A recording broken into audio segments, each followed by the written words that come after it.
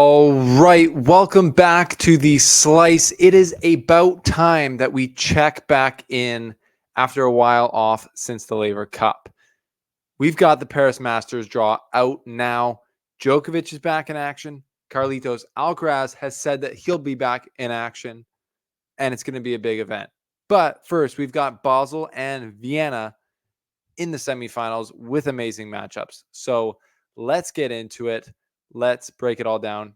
Welcome to the show.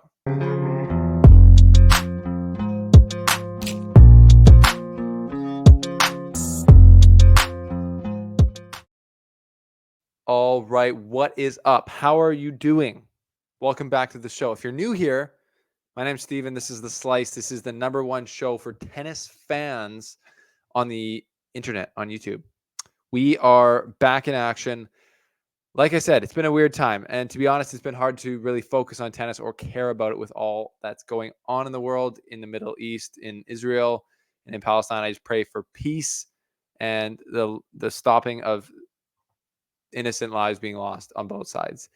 Yeah, it's been very sad. So I can focus on tennis now a little bit with Paris coming down the pipe. We've got this amazing Masters tournament that I was at last year in person. I met Brad Stein, coach Tommy Paul, as you guys have seen the interviews we've done, all the intel we've had, and there's big news, or not, a couple days ago, Carlitos Alcaraz says he will be healthy and ready to go for Paris and Turin, and obviously Novak Djokovic is back as well. He'll be back after kicking his feet up and relaxing since taking the U.S. Open in amazing fashion. So that draw is looking great. There's a lot of question marks going into the draw, which we'll look at. The question marks are, how are Djokovic and Alcaraz going to play? More likely, how's Djokovic going to play? He's going to be rusty, but we will see. Medvedev, he's playing good. He's into the Vienna semifinals after some people are saying he should have been defaulted because he hit a woman in the face with the ball, but she was like a good sport. So I guess really the rule says, I don't know what the rule says, but I'm pretty sure the rule says if you strike a ball in anger and it hits someone in the crowd, it's an automatic default. But it seems like the rule is implemented in that if the person gets really hurt and makes a scene about it, then you're defaulted. Obviously, Djokovic getting defaulted at the U.S. Open is U.S. Open, and this is ATP Tour, and the woman that Medvedev hit kind of laughed it off and said it's all good, and it was definitely less hard. It wasn't like a throat punch to the windpipe like Djokovic's, but then the woman that Djokovic hit fell like a bag of bricks. So you never know, but Medvedev technically should be out of the Basel or the Vienna tournament, but he's not. He's playing Tsitsipas in the semifinals. Holger Rune has had a terrible second half of the year, but he's finding some form now in Basel, as well as Felix Auger-Aliassime, our friend of the show and Canadian. He's also finding some form. So let's get into that before we get into the Paris draw. We're going to check in Vienna and Basel. Let's just take a quick look at Vienna to start. As you can see here, Medvedev has come through Artur Fils, Grigor Dimitrov, and Karen Khachanov. And he will be playing Stefanos Tsitsipas, who has beaten Borna Gojo, Thomas Mahacek, and Dominic Thiem. So Tsitsipas is somebody who's needing some confidence. So if he was able to beat Medvedev, that would be a huge confidence win for him. And on the bottom half, we've got a stacked draw. This is an amazing tournament in Vienna. We've got Andrei Rublev in the semifinals after he beat Zverev. And we've got Jannik Sinner after he beat Francis Tiafoe, Lorenzo Sonego, and Ben Shelton. He hung up the phone on Ben Shelton.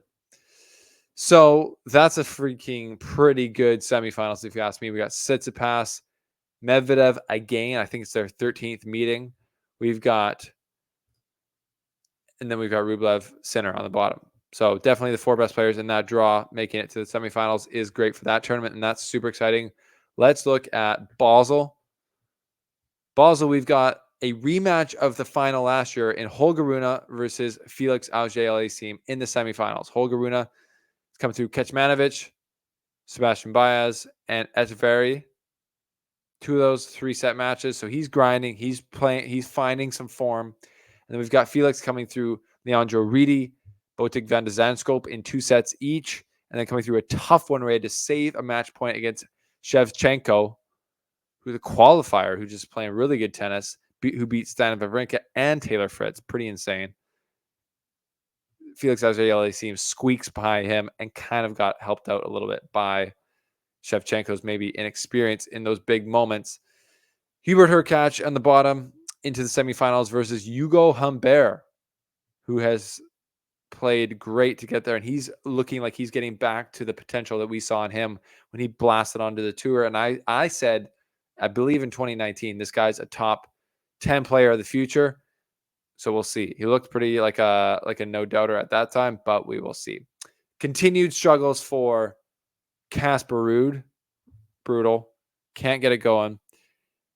And we're just looking through it. Taylor Fritz also trying to make a press, just can't. Barely gets through Max Purcell and then loses to Shevchenko. Those are guys that I'm looking at having a hard time right now. Andy Murray gets a win over Halfman, loses to Echeverry. He's still in tough. Yeah. So those are 2 awesome lead-up tournaments to Paris, which I was at last year. I was in Basel with Felix Auger-Aliassime through his run to the final and winning it, beating Holger Rune in the final. And I was tweeting up just before this show that, 12 months ago, Felix was in Basel playing the best tennis of his life, winning his 3rd tournament in a row. And it's been a tough time since then for him. Injuries have played a huge part of that, dropping his confidence, maybe taking a bit away from his serve +1. But if he can beat Rune here and maybe win the tournament or just, get to the final, maybe this can be a week where this momentum turns around for him. And he can kind of catapult from here into 2024 and have a better season. As Canadians, we will hope for that. Speaking of Canadians, before we get into Basel, I will be, if you're watching from Edmonton, Canada, leave a comment below. I will be in Edmonton for the Edmonton National Bank Challenger. That's a men's and women's combined 25K event in Edmonton. It's going to be great. I'm going to be on the ground with our booth. We're going to be interviewing players like we did in Winnipeg, and I'm super stoked for it. So check it out. It's at the Royal Glenora Club in Edmonton. You guessed it. And if you're in the prairies, if you're in Alberta, you got to get there because it goes Edmonton and then Calgary, and it's going to be great. All right, let's check out the draw in Paris. What do you say? I say let's go. So top of the draw, number 1 player in the world. You guessed it, Novak Djokovic. His route to the final, it will either be Kecmanovic or Echeverry, and then it'll be either Eubanks or Ben Shelton. Ben Shelton, Djokovic. Wouldn't that be a juicy round of 16 matchup in Paris? Oh my goodness. I wonder if they'd have some laughs. I think they would. I really think Novak Djokovic's hanging up the phone was not as ill intent as some people took it. But you never know how Ben will react. I think he's got a little bit of pride for sure. So we'll see if it's icy or if it's warm. That'll be interesting. I kind of hope it's icy just for my own sake.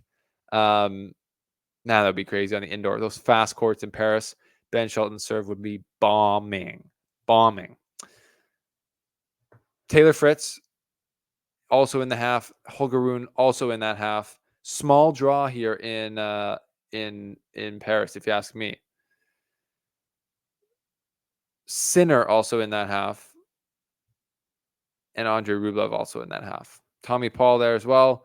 Andy Murray, Demonauer. So potentially we could see an Andrei Rublev or a Jannik Sinner semifinal matchup for Djokovic. And then we'll either potentially see or Taylor Fritz or Holger Rune or Stan Wawrinka quarterfinal matchup for Djokovic. So Djokovic right now, like a prediction, Echeverry, Ben Shelton. I'm going to go Holger Rune. And then Sinner or Rublev in the semifinals.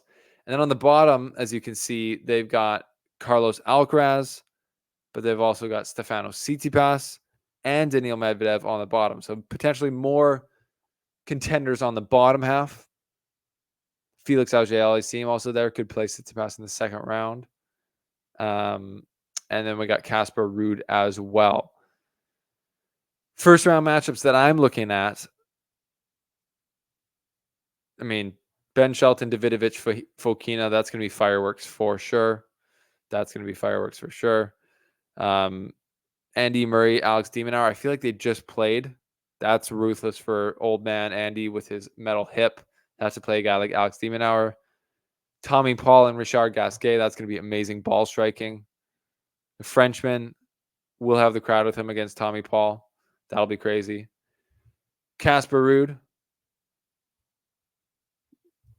I'm just looking for other first rounders. Sebastian Korda versus Hubert Urkacz. Francis Tiafoe versus Alexander Bublik. That's going to be a firework first round. Danger first round for Felix with Jan-Lennard Struff. Obviously, he can bomb it. He can play big. He can take guys out early. And that's about it as far as first round. So it's the Paris Masters. It's a great Masters draw. We've got all the guys there. That's the main part. It's hard to care as much and take as much as serious when either Djokovic or Alcaraz or both aren't there at these events. So it's great to see both of them back. How will they play? The year-end number one race will have huge effects from this tournament. So we will see how each guy does. Djokovic is defending points from the final last year. Alcaraz is defending points from the quarterfinal, I believe.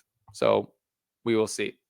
Let's see where the cards fall. That's a Paris Masters preview of the draw. And may the best man win.